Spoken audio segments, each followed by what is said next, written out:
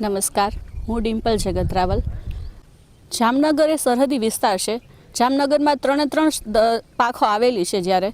ત્યારે દેશની રક્ષા કરતા બધા જવાનો માટે છેલ્લા 8 વર્ષથી હું સૈનિકોને રક્ષાબંધન માટે રાખડીઓ એકઠી કરી રહી છું અને તે દર વર્ષે અહીંયા સૈનિકોને બાંધવા માટે અમે લોકો હું અને મારી સાથેની મારી ટીમ ભારત તિબેટ સંઘની બહેનો અલગ અલગ જામનગરની સંસ્થાઓની બહેનો પાસેથી, વિકાસ ગૃહ પાસેથી અને અલગ અલગ બધા ગ્રુપો પાસેથી રાખડીઓ એકઠી કરી અને અહીં સૈનિકોને અમે તેમના આશીર્વાદ આપવા માટે આવીએ છીએ।